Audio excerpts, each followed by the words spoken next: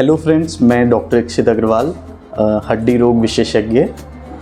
आज हम जिस समस्या पे चर्चा करना चाहते हैं वह है जोड़ों का घिसना, खासकर घुटनों का घिसना, जिसे हम कहते हैं ऑस्टियोआर्थराइटिस नीज।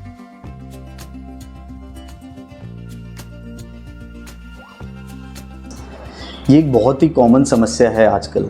हमने हमारे माँ बाप, हमारे दादा दादी, हमारे आस पड़ोस का ना देखा होगा कि लोगों को बोलते हुए कि मेरे तो जी घुटने घिस गए, है ना। हम इस चीज़ के लिए बहुत लोगों के पास जाते हैं, मरीज़ बहुत डॉक्टरों के पास जाते हैं कि हमारे घुटने घिस गए। लेकिन इसका कारण क्या है? देखिए, इसका कोई निश्चित कारण नहीं है।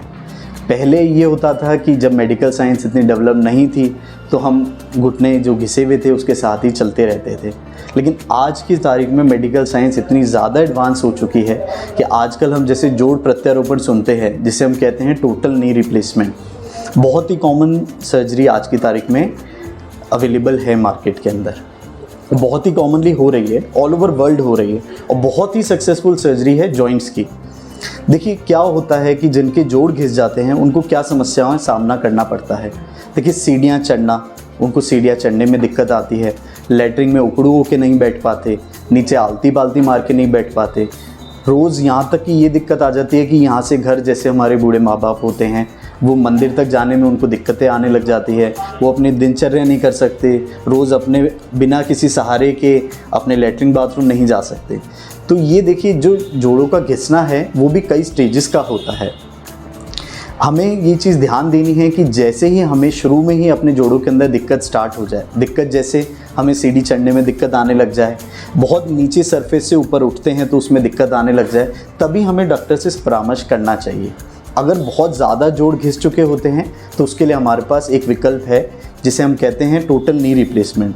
अब इसमें भी लोगों की बहुत भ्रांति है कि हमने जी हमारा घुटना अगर बदलवा लिया तो हमें तो 3-3 महीने बिस्तर पे लेटे रहना पड़ेगा, महीनों फिजियोथेरेपी करनी पड़ेगी, हम तो जी बिस्तर बाउंड हो जाएंगे, हमें तो कहीं जाने को नहीं पड़ पाएगा।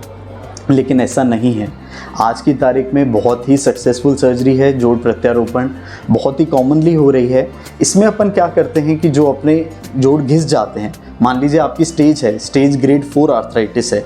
ग्रेड 4 आर्थराइटिस मतलब कि जो अपने हड्डी है, जोड़ है, ऊपर वाली हड्डी होती है फीमर, नीचे वाली टीबिया, उसके बीच की जो कार्टिलेज होती है उस पर लगी हुई, वो पूरी तरीके से जब घिस जाती है तो अपने पास और कोई विकल्प नहीं बचता कि अपन उस सरफेस को बदल दें। उस सरफेस को बदलना ही अपन कहते हैं टोटल नी रिप्लेसमेंट।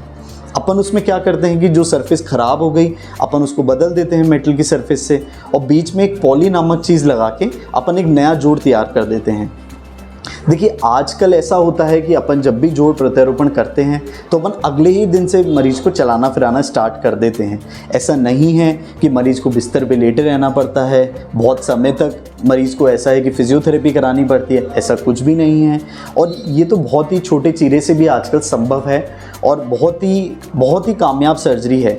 आज की तारीख में लोग बाग आते हैं, बोलते हैं जी हमें तो डॉक्टर ने लिख दिया है कि हमें तो जोड़ बदलवाना है, बहुत घबराते हैं इस चीज़ को लेके। लेकिन इसमें देखिए, घबराने की कोई बात नहीं है। हमें जिस चीज़ का ख़ास तौर पर ध्यान देना होता है वो हमें देना होता है कि जो हमारा ओटी है, जो ऑपरेशन थिएटर है, वो बहुत ही साफ़ हो। क्योंकि हम जो भी सर्जरीज करते हैं इसमें हमें ध्यान देना होता है कि कोई इन्फेक्शन ना पकड़ ले। लेकिन इन्फेक्शन का रिस्क भी 100 में से मामूली 1% होता है, मतलब 100 में से 99 लोगों का बिल्कुल सही रहता है। तो 1% चांस तो किसी भी चीज़ में हो सकता है। और देखिए, आपकी लाइफस्टाइल कितनी बदल सकती है इस चीज़ से।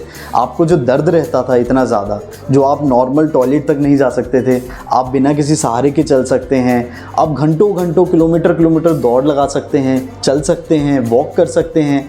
तो देखिए, इससे क्या होता है कि जैसे मान लीजिए जो मरीज होता है जिसके जोड़ घिस जाते हैं, वो काफ़ी समय तक चल नहीं सकता। अब ना चलने से उसको क्या क्या दिक्कतें आती हैं? उसका वज़न बढ़ता है, वज़न बढ़ने के साथ जो और बीमारियां हैं, डायबिटीज़ हुआ, बीपी हुआ, ये सब बहुत ज़्यादा बढ़ जाता है।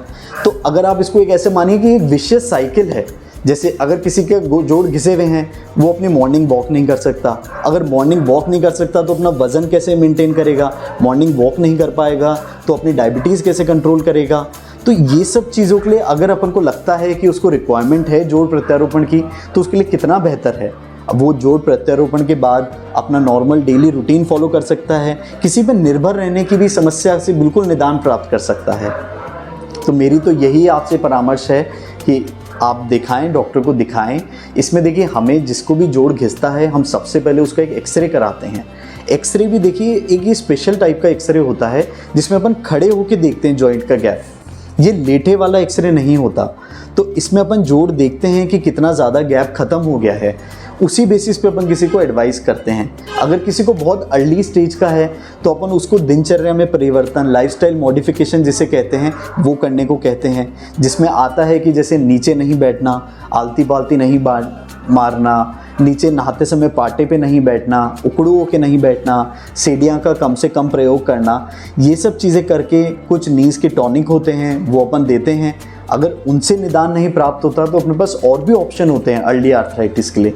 लेकिन जिसके जोड़ पूरी तरीके से घिस चुके होते हैं तो अपने पास अपन क्या करते हैं, अपन उसको सोचते हैं कि भाई दवाई ले लें। अपन दर्द की दवाई खाए जाते हैं, दर्द की दवाई खाते रहते हैं, महीनों महीनों दर्द की दवाई खाते रहते हैं। अब दर्द की दवाई क्या होती है? Pain killer. पेन किलर का गुर्दों पे असर पड़ता है। अगर गुर्दों पे असर पड़ता है तो लोगों की किडनी ख़राब हो जाती है, गुर्दे फेल हो जाते हैं। तो इन सब चीज़ों में अपन को क्यों पढ़ना, जब अपने पास इतनी अच्छी टेक्नोलॉजी अवेलेबल हैं, इतना अच्छे आजकल इम्प्लांट्स आ गए हैं। जो अपने इम्प्लांट्स हैं बहुत ही अच्छे, US FDA अप्रूव, इतने बहुत ही बढ़िया क्वालिटी के इम्प्लांट्स हैं जिसमें आपके घुटना पूरा मुड़ता है, 100, 110, 120 डिग्री तक आराम से मुड़ने लगता है। सर्जरी के तुरंत बाद आप चलने लगते हैं। ऐसा जो मिथ जो फैला हुआ है, भ्रांतियाँ जो फैली हुई है समाज में, अपन को उनसे निदान प्राप्त करें अपन, है ना। अपन सही परामर्श लें, सही डॉक्टर के पास जाएं, क्योंकि देखिए ये एक लाइफ चेंजिंग सर्जरी होती है। जिन मरीजों की हो जाती है वो देखिए नॉर्मल वॉक कर सकते हैं, नॉर्मल चल सकते हैं, अपना डेली रूटीन फॉलो कर सकते हैं, नॉर्मल बिना किसी सहारे के चल पाते हैं। तो मेरी आपसे यही सलाह है कि जब भी आपको घुटनों में दर्द हो आप किसी ऑर्थोपेडिशियन से संपर्क करें, उससे एक बार परामर्श लें, अपना एक्सरे कराएं और उसी बेसिस पे आगे अपना ट्रीटमेंट फॉलो करें। धन्यवाद।